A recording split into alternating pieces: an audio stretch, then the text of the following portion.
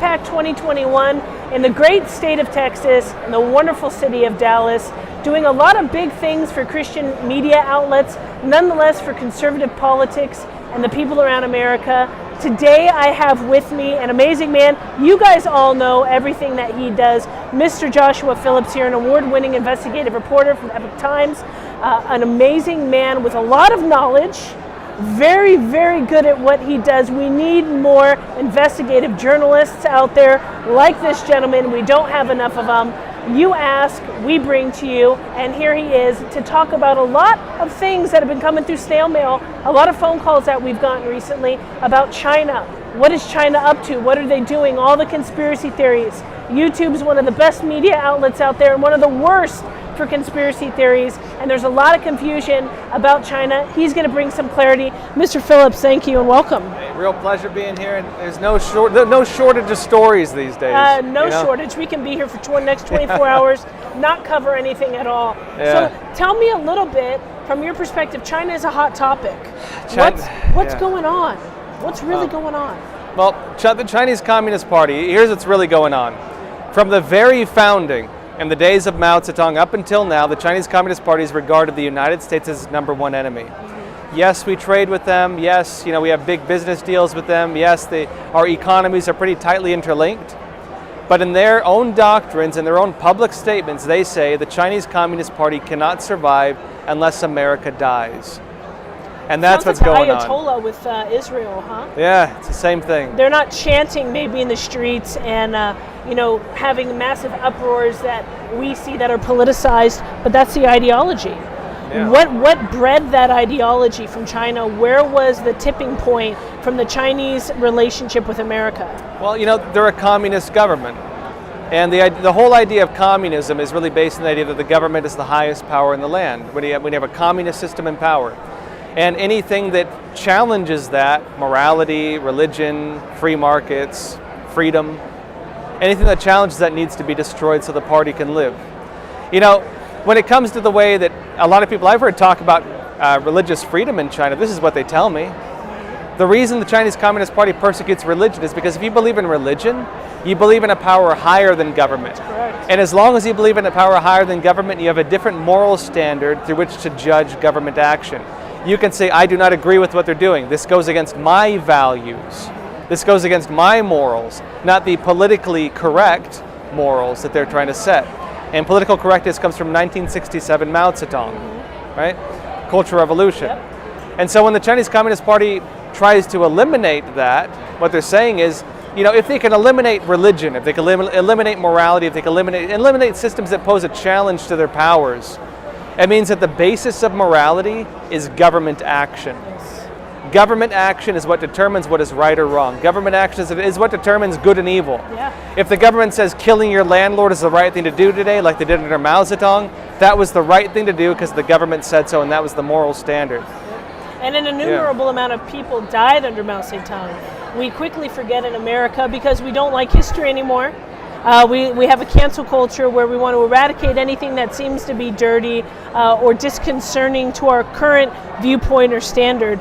But China is creeping into America in many ways. We've seen it recently politically. That kind of got washed out of mainstream media with a certain secretary who was from China. We won't bring that up today. But what is China's play? Everybody has a playbook. Every country has a playbook. Their current playbook's on the table, and we see, from a media standpoint, not a lot of coverage from you, yes, but from other outlets, no, on what's China doing in Mexico, what they're trying to do in our border, what are they bringing into America? You're talking about drug warfare. Now, this goes in their playbook, as you mentioned. Their playbook is unrestricted warfare. Media warfare, legal warfare, psychological warfare, economic warfare, business warfare, which are different. Economic warfare being targeting GDP, business warfare targeting businesses. Drug warfare, fentanyl, precursor chemicals, so methamphetamines, you name it. Culture warfare, control of Hollywood, right? Yep. All these things. They have non-military, trans-military, and military strategies written publicly in this system. Yep. And what this represents is a system of waging war against other countries that does not look like warfare as designated as such by other countries. Yep. They call it short of war tactics in the United States. You can push things to the very boundary of what would constitute warfare and never cross it, but the goal is the same.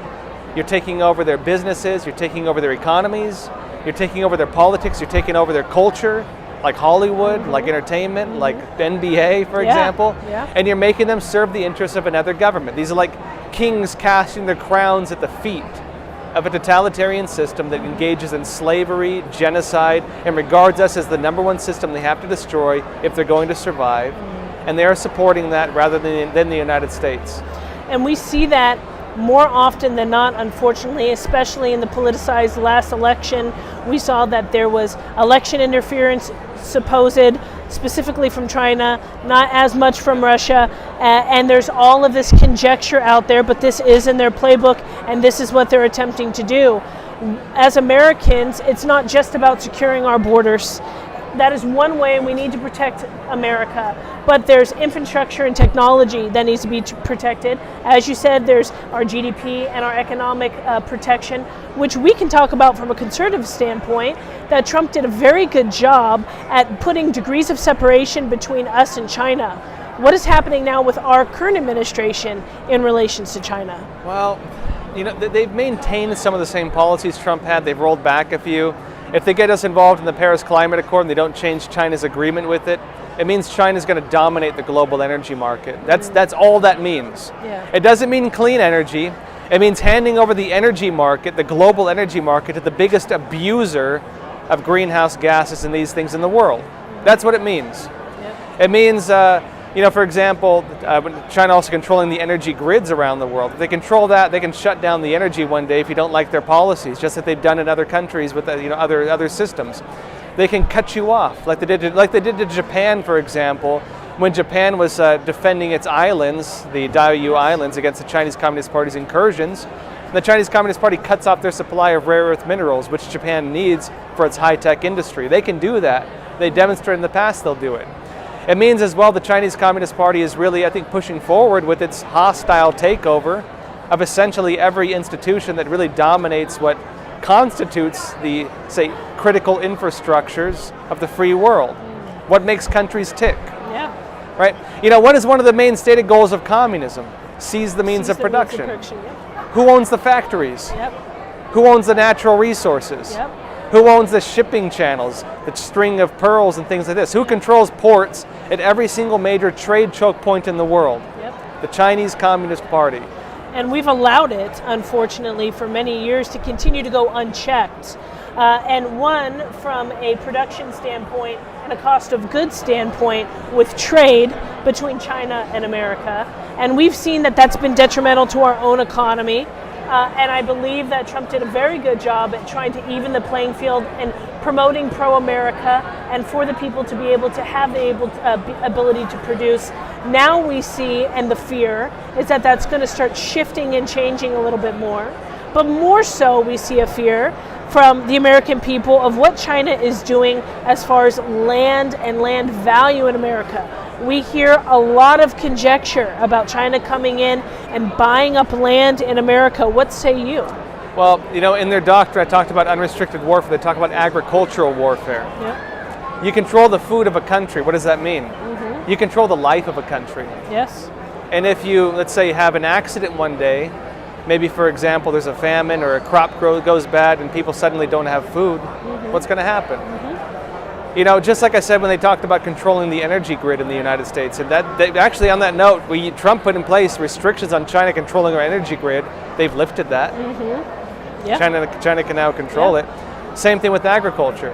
When they talk about EMP attacks, electromagnetic pulse attacks, which could destroy an energy grid, they say that 90% of the country would die within like a year.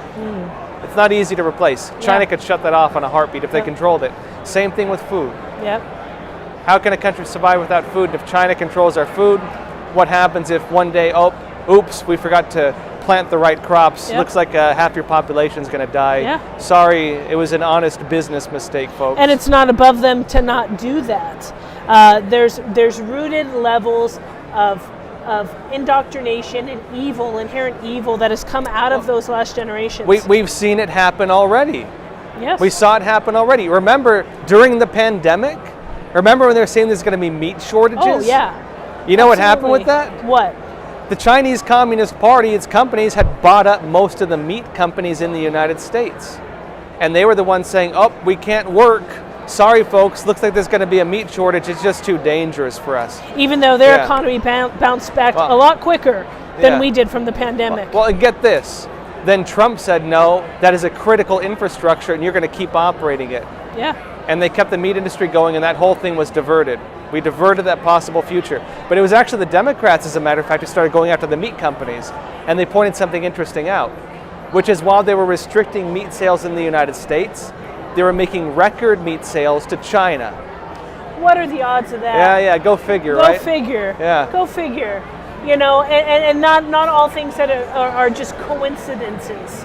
You know, we have this cognitive dissonance that we just like to walk around in consistently because it's just too much if we really know the truth. But the purpose of this show is to perpetuate the truth so that you're fully aware of what's going on in China's tactics. It's not only buying up agriculture, it's not only buying up land. And a lot of people say, but Shannon, but Mr. Philipp, why would we do that to our own people?